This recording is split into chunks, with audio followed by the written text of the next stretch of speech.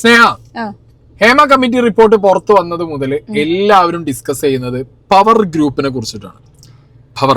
Power group. അതെ, അതിൽ ആരൊക്കെയാണുള്ളത്? പ്രമുഖ നടന്മാരുണ്ടോ? പ്രമുഖ ഡയറക്ടേഴ്സ് ഉണ്ടോ? പ്രൊഡ്യൂസേഴ്സ് ഉണ്ടോ? പ്രമുഖര് മാത്രമേ അതിനകത്തുള്ളൂ. അപ്പൊ ആരാണ് ഈ പവർ ഗ്രൂപ്പ് എന്നുള്ളതാണ്. അപ്പൊ ഇതിനെ കുറിച്ച് കൃത്യമായ ധാരണയുള്ള ഒരാളാണ് വിനയൻ, ഡയറക്ടർ വിനയൻ. വിനയനെ കുറെ അനുഭവിച്ചതാണല്ലോ വിനയൻ. അതെ, വിനയൻ ഈ ഹേമ കമ്മിറ്റി റിപ്പോർട്ട് പുറത്തു വന്നപ്പോൾ പറഞ്ഞിട്ടുണ്ടായിരുന്നു, പവർ ഗ്രൂപ്പിൽ സംസ്ഥാന മന്ത്രിയായ ഒരു നടനുണ്ട്, സിനിമ ചെയ്യാൻ അനുവദിക്കുന്നില്ല, പവർ ഗ്രൂപ്പ് ഇപ്പോഴും എനിക്ക് പിന്നാലെ. അതിനർത്ഥം പവർ ഗ്രൂപ്പിനായിട്ട് ഇതിന് മുമ്പ് വിനയൻ ഒരു ക്ലാഷ് ഉണ്ടായിട്ടുണ്ട്. അപ്പൊ ഇത് സോ കോൾഡ് പവർ ഗ്രൂപ്പ് ആരാന്ന് ആർക്കറിയാം? വിനയൻ അറിയുമായിരിക്കണമല്ലോ. അതിപ്പോ കഴിഞ്ഞിട്ടില്ല, വെയിറ്റ്. മീഡിയ വണ്ണൊരു വീഡിയോ പുറത്തു വിട്ടിട്ടുണ്ടായിരുന്നു. പവർ ഗ്രൂപ്പിൽ മോഹൻലാലും മമ്മൂട്ടിയും ദിലീപും പേരെടുത്ത് പറഞ്ഞ് കോമ്പറ്റീഷൻ കമ്മീഷൻ എന്താന്നുള്ളത് ആദ്യം നമ്മൾ മനസ്സിലാക്കണം. കോമ്പറ്റീഷൻ കമ്മീഷൻ എന്താന്നുള്ളത് CCI, the Competition Commission of India, has found that Malayalam Film Association's AMMA, Association of Malayalam Movie Artists, and FEFCA, Film Employees Federation of Kerala, guilty of conducting unfair trade practices by imposing a ban on director Vinayan and actors, technicians and producers who worked with him. Okay, അപ്പൊ വിനയന് അന്നുണ്ടായ case ഓർമ്മ ഉണ്ടോ നിങ്ങൾക്ക്? അപ്രഖ്യാപിത വിലക്ക് വിനയനെതിരെ Malayalam film ഇൻഡസ്ട്രിയിൽ AMMA എന്നും FEFCA ഭാഗമായിട്ടുള്ള കുറെ ആളുകൾ ചെയ്തു. ഇതിനെതിരെ നിയമ നടപടിയായിട്ട് ആര് പോയി? വിനയൻ പോയി. അത് CCIയിലാണ്, the competition commission of India. അവിടെയാണ് എന്ത് ചെയ്തത്, ഇതൊക്കെ കണ്ടുപിടിച്ച് ഈ റിപ്പോർട്ടായിട്ട് ഇത് വന്നത്. ഓക്കെ, അതായത് വിനയനെതിരെ ആരൊക്കെയാണ് ഈ എന്താ പറയാ അപ്രഖ്യാപിത വിലക്ക് ഏർപ്പെടുത്തിയത്. ആൻഡ് ഈ കമ്മീഷൻ റിപ്പോർട്ടിന്റെ മുകളിൽ എന്ത് വന്നു? ഇവർക്ക് പെനാൽറ്റിയും വന്നിട്ടുണ്ട്. അപ്പൊ അതിന്റെ ഡീറ്റെയിൽസ് ഒക്കെ ഇപ്പോഴും നമുക്ക് അവൈലബിൾ ആണ്, അതിലേക്ക് ഞാൻ വരാം. അപ്പൊ അതിന്റെ ബേസിസിലാണ് മീഡിയ വൺ എന്ത് പറഞ്ഞത്? പവർ ഗ്രൂപ്പിൽ മോഹൻലാലും മമ്മൂട്ടിയും ദിലീപും എന്ന് മീഡിയ വൺ പറഞ്ഞത്. മീഡിയ വൺ ഇതിന്റെ 2 വീഡിയോ പോസ്റ്റ് ചെയ്തിട്ടുണ്ട്. ഓക്കെ, 2 വീഡിയോസ് മീഡിയ വണ്ണിൽ നിന്ന് പോസ്റ്റ് ചെയ്തിട്ടുണ്ട്. അപ്പോൾ ഞാനിവിടെ ഈ 2 വീഡിയോന്നും കൂടി എടുത്തിട്ടുള്ള മെയിൻ പാർട്ടും ഞാൻ വെക്കാം. പ്ലസ് അതിനു മുമ്പ് ഞാൻ എന്ത് ചെയ്യാം, വിനയൻ, ഡയറക്ടർ വിനയൻ പറഞ്ഞ കുറച്ച് കാര്യങ്ങൾ ആദ്യം നമുക്ക് നോക്കാം. ഈ സിനിമാ രംഗത്തെ മാഫിയ ഗ്രൂപ്പിന്റെ പീഡനം ലൈംഗികമായിട്ടല്ലെന്ന് മാത്രമേ ഉള്ളൂ, ഏറ്റവും ശക്തമായ പീഡനം ഏറ്റുവാങ്ങിയിട്ടുള്ള ഒരു അഫക്റ്റഡ് പേഴ്സണാണ് ഞാൻ. അതുകൊണ്ട് തന്നെയാണ് എനിക്ക് ഇക്കാര്യത്തിൽ ശക്തമായിട്ട് ചില കാര്യങ്ങൾ പറയാനുള്ളത്. ഇപ്പോൾ പറയുന്ന ഈ 15 അംഗ എന്താ പറയുക പവർ ഗ്രൂപ്പ്, ഈ ഗ്രൂപ്പിനെ പറ്റി മലയാള സിനിമയിൽ ഉണ്ടാക്കിയ ഒരു ട്രേഡ് യൂണിയൻ, തൊഴിലാളികൾക്ക് വേണ്ടി ഉണ്ടാക്കിയ ഒരു ട്രേഡ് യൂണിയന്റെ ജനറൽ സെക്രട്ടറി എന്നുള്ള നിലയിൽ ഈ പറയുന്ന എന്റെ ഭാഷയിൽ പറഞ്ഞ ഈ വരേണ്യവർഗത്തിനൊട്ടും ഇഷ്ടപ്പെട്ടിരുന്നില്ല. ഈ റിപ്പോർട്ട് ചരിത്ര പ്രാധാന്യമുള്ളതാണെന്ന് എനിക്ക് തോന്നുന്നു. കാരണം ഞാൻ 10-12 വർഷമായിട്ട് വിലക്ക് അനുഭവിച്ചുകൊണ്ട് വെളിയിൽ നിൽക്കാനുള്ള കാരണം ആ ഇഷ്യൂ ആയിരുന്നു. 2004 ഇന്ന് താരങ്ങൾ ഒപ്പിടുന്ന എഗ്രിമെന്റ് ഞങ്ങൾ ഒപ്പിടത്തില്ല, അമ്മ സമരവുമായിട്ട് സിനിമ നിർത്തിവെച്ചിട്ട് വിദേശത്തേക്ക് പോവുകയാണെന്ന് പറഞ്ഞപ്പോൾ അതിനെതിരെ ശക്തമായിട്ട് നിന്ന ഒരു സംവിധായകനായിരുന്നു ഞാൻ. അങ്ങനെയാണെന്ന് ഇവരുടെ സമരത്തെ നേരിട്ടുകൊണ്ട് സത്യം എന്നുള്ള പടം ചെയ്തത്. അന്ന് 2008 സരോവരം ഹോട്ടലിൽ ജൂലൈയിൽ മലയാള സിനിമയിലെ ഈ പ്രമുഖരെല്ലാം ചേർന്നുകൊണ്ട് വലിയൊരു മീറ്റിംഗ് നടത്തി.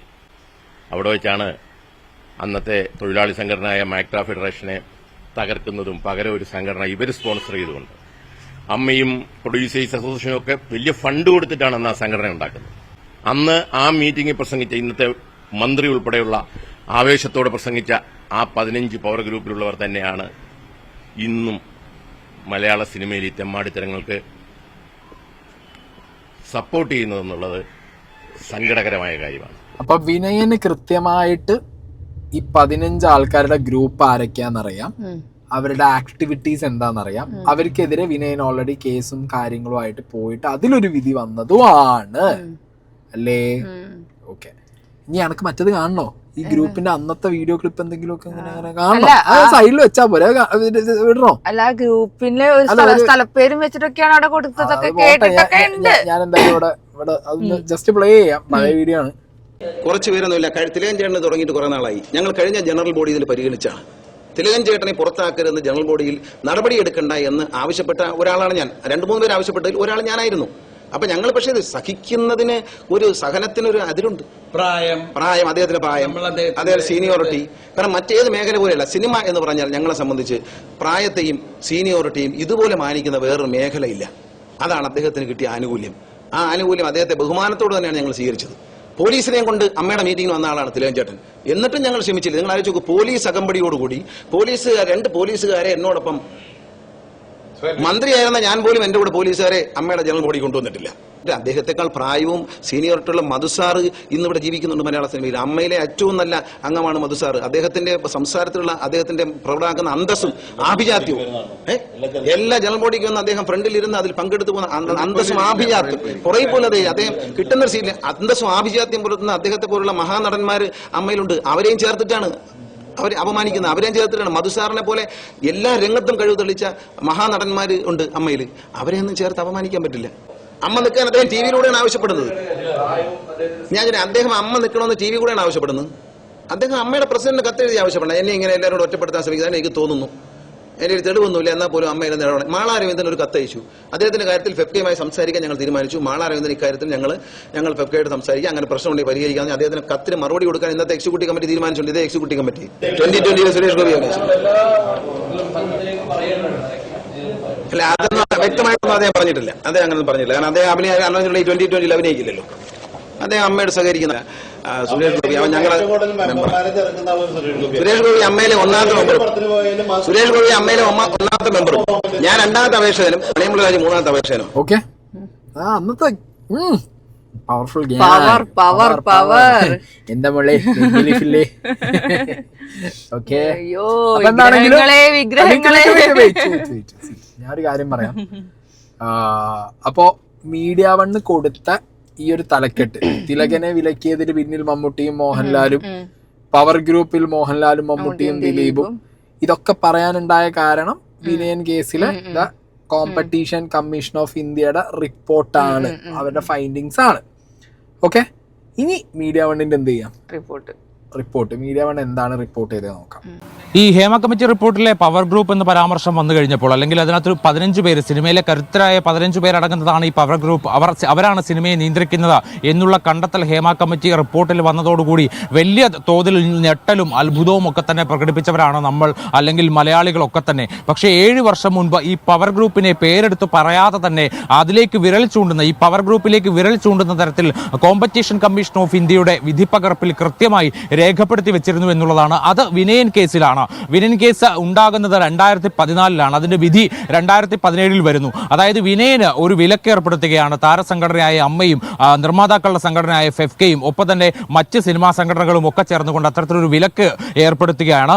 അങ്ങനെ വിനയന് സിനിമകൾ ചെയ്യാൻ കഴിയാതെ വരുന്നു. അങ്ങനെ വിനയൻ കോമ്പറ്റീഷൻ കമ്മീഷൻ ഓഫ് ഇന്ത്യയെ സമീപിക്കുന്നു. അവർ 2017 ഒരു വിധി പുറപ്പെടുവിക്കുന്നു. വിനയന്റെ മേൽ ചുമത്തപ്പെട്ട വിലക്ക് നീക്കണം, ഒപ്പം തന്നെ അമ്മയുടെയും ഫെഫ്കയുടെയും ഒക്കെ പേരിൽ പിഴ ചുമത്തുകയും കോമ്പറ്റീഷൻ കമ്മീഷൻ ഓഫ് ഇന്ത്യ ചെയ്തു. പക്ഷേ അതിനകത്ത് ഏറ്റവും സുപ്രധാനമായിട്ടുള്ള കാര്യം ഈ വിനയനുമായി ബന്ധപ്പെട്ടുകൊണ്ടുണ്ടായിട്ടുള്ള സിനിമയിലെ അപ്രഖ്യാപിത വിലക്കുകളൊക്കെ ഏർപ്പെടുത്തിയ ആളുകളുടെ പേരുകൾ വ്യക്തമായി പറഞ്ഞുകൊണ്ടാണ് എന്നുള്ളതാണ്. അതിനകത്ത് പറയുന്നത് വിനയന്റെ എല്ലാ നീക്കങ്ങളെയും തടുത്തുകൊണ്ടാണ് ഈ പറയുന്ന കരുത്തരായിട്ടുള്ള താരങ്ങൾ, സംവിധായകരൊക്കെ തന്നെ നിന്നിട്ടുള്ളത്. അതിൽ പ്രധാനമായിട്ടും മമ്മൂട്ടി, മോഹൻലാൽ, ദിലീപ് ഇവർ ചേർന്നുകൊണ്ടാണ് വിനയൻ രൂപീകരിച്ച സിനിമാ ഫോറം എന്ന് പറയുന്ന ഒരു സംഘടന, അതായത് പുതിയ അഭിനേതാക്കളെ വെച്ചുകൊണ്ട് കുറഞ്ഞ ബജറ്റിൽ സിനിമ ചെയ്യാൻ വേണ്ടി നിർമ്മിച്ച ഒരു സംഘടനയാണ്. ആ സംഘടനയുടെ തകർച്ചയ്ക്ക് കാരണം മമ്മൂട്ടിയും മോഹൻലാലും ദിലീപും അടക്കമുള്ള സൂപ്പർ താരങ്ങളാണെന്നുള്ള കണ്ടെത്തലാണ് അതിനകത്ത് വന്നിട്ടുള്ളത്. അതിന്റെ പ്രധാന കാരണമായി ഈ കമ്മീഷൻ നിരീക്ഷിക്കുന്നത് ഇവരുടെ കരിയറിന് ഭീഷണിയാകുമോ ഈ സിനിമാ ഫോറം എന്നുള്ളതാണ്. അതായത് പുതിയ അഭിനേതാക്കൾ വരുമ്പോൾ ഭീഷണിയാകും, അതായത് കുത്തകയാക്കി വെച്ചിരിക്കുന്ന എല്ലാത്തരം സൗകര്യങ്ങളും വിട്ടുകൊടുക്കേണ്ടി വരുമെന്നുള്ളൊരു ഭയമാണ് ഇതിന് കാരണമെന്നുള്ളതാണ് അതിനകത്ത് പറയുന്ന ഒരു പ്രധാനപ്പെട്ട കാര്യം. കാര്യം. മാത്രമല്ല ഈ വിനയൻ ദിലീപിനെതിരെ സംസാരിച്ചതാണ് ഇതിന്റെ എല്ലാം തുടക്കമായി വരുന്നത്. ദിലീപിന്റെ ചില പ്രവണതകൾക്കെതിരെ വിനയൻ പരസ്യമായി സംഘടനയിലൊക്കെ തന്നെ സംസാരിച്ചു. ആ സംസാരിച്ചത് പിന്നീട് പോയത് മാക്റ്റയുടെ തകർച്ചയിലേക്കാണ്. വിനയൻ രൂപീകരിച്ച മാക്റ്റ എന്ന് പറയുന്ന, അല്ലെങ്കിൽ വിനയൻ അതിന്റെ തലപ്പത്തിരിക്കുന്ന മാക്റ്റ എന്ന് പറയുന്ന സംഘടനയെ തകർത്തത് ദിലീപാണ്. എന്നിട്ട് ഫെഫ്കയുടെ രൂപീകരണത്തിലേക്ക് എത്തി. ബി ഉണ്ണികൃഷ്ണനും ഒക്കെ തന്നെ നേതൃത്വം നൽകുന്ന ഫെഫ്കയുടെ രൂപീകരണത്തിലേക്ക് കാര്യങ്ങൾ കൊണ്ടെത്തിച്ചത് ദിലീപാണ് എന്നുള്ളതാണ് അതിനകത്തെ പ്രധാനപ്പെട്ട കാര്യം. അപ്പോൾ ഇത്തരത്തിൽ ദിലീപ് അടക്കമുള്ള സൂപ്പർ താരങ്ങൾക്കെതിരെ സംസാരിക്കുകയായിരുന്നു വിനയൻ. അതുകൊണ്ട് തന്നെ വിനയന്റെ സിനിമയിൽ ആരും പ്രവർത്തിക്കരുത് എന്നുള്ള അപ്രഖ്യാപിത വിലക്ക് മലയാള സിനിമയിൽ പലർക്കും ഏർപ്പെടുത്തി. അതിൽ ഏറ്റവും പ്രധാനപ്പെട്ട ഒരാളായിരുന്നു പ്രമുഖ നടനായിട്ടുള്ള തിലകൻ. മലയാള സിനിമയിൽ വലിയ രീതിയിൽ ആഘോഷിക്കപ്പെട്ട ഒരു സിനിമയാണ് ക്രിസ്ത്യൻ ബ്രദേഴ്സ്. ആ ക്രിസ്ത്യൻ ബ്രദേഴ്സിൽ വളരെ പ്രധാനപ്പെട്ട റോൾ ചെയ്യേണ്ടിയിരുന്ന ആളാണ് തിലകൻ. ആ തിലകനെ സിനിമയിൽ നിന്ന് വിലക്കിയതിന്, ക്രിസ്ത്യൻ ബ്രദേഴ്സിൽ നിന്ന് വിലക്കിയതിന് പിന്നിൽ മമ്മൂട്ടിയും മോഹൻലാലുമാണ് എന്നുള്ള ഒരു കണ്ടെത്തൽ കൂടി ഇതിനകത്ത് വരുന്നു. മാത്രമല്ല ഈ തിലകന് വിലക്കേർപ്പെടുത്തുന്നതിലേക്ക്, അല്ലെങ്കിൽ അമ്മ തിലകനെ പുറത്താക്കുന്നതിലേക്ക് കാര്യങ്ങൾ എത്തിച്ചത് ഈ പറയുന്ന വിനയന്റെ സിനിമകളിൽ അഭിനയിക്കുക, ചില കാര്യങ്ങൾ തുറന്നു പറയുക, അത്തരം ചില സംഭവങ്ങളാണ് തിലകനെ പുറത്താക്കുന്നതിലേക്ക് കാര്യങ്ങൾ എത്തിച്ചത്. ഓക്കെ, ഈ ഇഷ്യൂസ് ഒക്കെ നമ്മൾ അവിടെ ഇവിടെയൊക്കെ ആയിട്ട് പറഞ്ഞ് പണ്ട് കേൾക്കുന്നതാണ്. നമ്മൾ കേട്ട അതായത് വിനയനെ വിലക്കി, അപ്രഖ്യാപിത വിലക്കുണ്ട്, തൊഴിൽ ചെയ്യാൻ സമ്മതിക്കുന്നില്ല, തിലകൻ ചേട്ടനെ തൊഴിൽ ചെയ്യാൻ സമ്മതിക്കുന്നില്ല, പ്രശ്നങ്ങൾ ഉണ്ടാക്കുകയാണ്. അതിലൊക്കെ നമ്മൾ മമ്മൂട്ടി, മോഹൻലാൽ, ദിലീപ്, ബി ഉണ്ണികൃഷ്ണൻ പല പേരുകളും നമ്മൾ കേട്ടിട്ടുണ്ട്.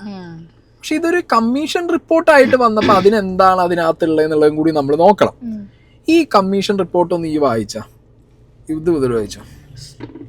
Shri T G Vinayakumar, also known as Vinayan, Bharathi, pipeline road, Palarivattom, Kochi. Informant and association of Malayalam movie artist, AMMA opposite party number 1. Film employees federation of Kerala opposite party number 2. Number 3 Shri Mammootty. Number 4 Shri Mohanlal. Number 5 Shri Dileep. അപ്പൊ ഇതാണ് ഈ 3 പേരുകൾ. ഫെഫ്ക ഉണ്ട്, അമ്മ അസോസിയേഷൻ ഉണ്ട്, മമ്മൂട്ടി ഉണ്ട്, മോഹൻലാൽ ഉണ്ട്, ദിലീപ് ഉണ്ട്, AMMA. ഓക്കെ, ഇനി ഇതൊന്നും ഈ വായിച്ച ഓപ്പോസിഷൻ 3, 4, 5 അതിനെ കുറിച്ച് അല്ലേ. The informant has opposition 3, 4, 5 ആരൊക്കെയാ? Mammootty, Mohanlal, Dileep. The informant has contended that the role of Oppo 3, 4, 5 was not investigated by the DG, despite them being arrayed as opposite parties. It is pertinent to note that while issuing directions under Section 26(1) of the Act, the Commission has observed that there is no prima facie violation attributed against these individuals. The Commission did not find enough material against these OPs at the preliminary stage of the proceedings. Further, during the course of investigation, DG has also not recorded any adverse findings against any of these OPs, in spite of holding other individuals, office bearers of OP associations liable under Section 48 of the Act. The Commission, therefore, is not inclined to deliberate further against OP3, OP4 and OP5 for want of incriminating material or evidence against these individuals to prove their involvement in the matter. അപ്പൊ പിന്നെ media അല്ല, സ്വാഭാവികം എന്ന് പറയരുത്. അപ്പൊ പിന്നെ അല്ലടി, media one അപ്പൊ ഇന്ന് പുറത്ത് വിട്ട കാര്യങ്ങളില് മോഹൻലാല്, മമ്മൂട്ടി, ദിലീപ് എന്നാണ് ആര് പറയുന്നത്?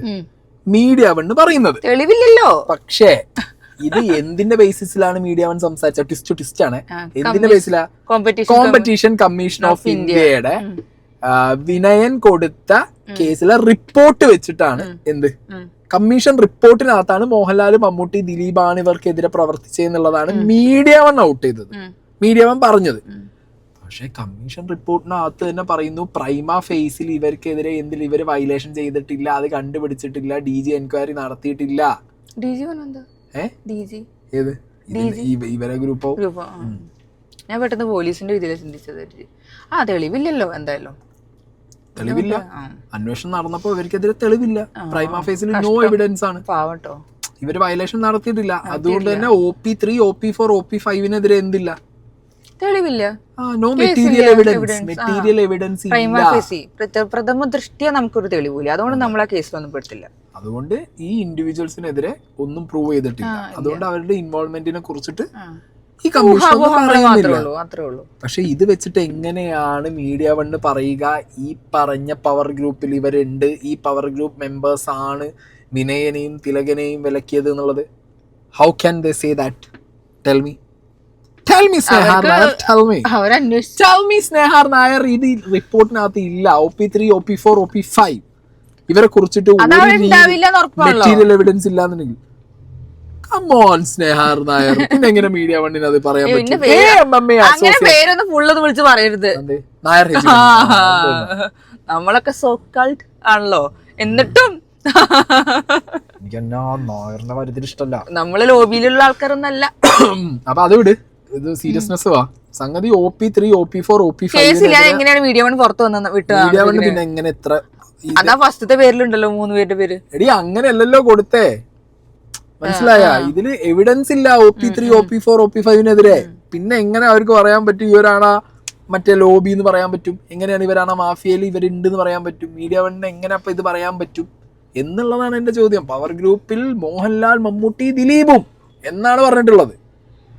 മീഡിയ വണ്ണിനെതിരെ കേസ് ഓടി ഇവര്. അങ്ങനെ പോവാൻ ധൈര്യമുണ്ടോ mister Dileep, mister Mammootty, mister Mohanlal? ധൈര്യമുണ്ടെങ്കിൽ ഇവര് ചെകഞ്ഞ് എടുക്കും. പോവാതിരിക്കാണ് ഭേദം. ധൈര്യമുണ്ടോ? എല്ലാം മേക്ക് ബിലീഫ് അല്ലല്ലോ ലേട്ടാ. പോവാൻ പറ്റുമോ? വിഗ്രഹങ്ങൾ പറ്റുമോ? നമുക്ക് പോവാൻ പറ്റുമോ? ദിലീപ് പേട്ടൻ അല്ല, ഞാൻ എന്താ പറഞ്ഞറിയോ? അല്ല, ഞാൻ ഈ സാധനം കിട്ടിയപ്പോ പറഞ്ഞു എന്നുള്ളത്. കാരണം ഇവിടെ കുറെ കാര്യങ്ങൾ ഡിസ്കഷനിൽ വരുന്നുണ്ട്. ചില വീഡിയോസിലൊക്കെ ചില കാര്യങ്ങൾ പറയുന്നത് കുറച്ചൊരു പുളിയും മസാല ഇട്ടിട്ടാണ്. പക്ഷെ ഇതിലങ്ങനെ ഇല്ല. കണ്ടതുകൊണ്ട് ഞാൻ വെച്ചിട്ട് പറഞ്ഞു എന്നുള്ളത്. നമുക്ക് കിട്ടിയൊരു സാധനം ഞാൻ പാസ് ചെയ്തു എന്നുള്ള. Okay, by.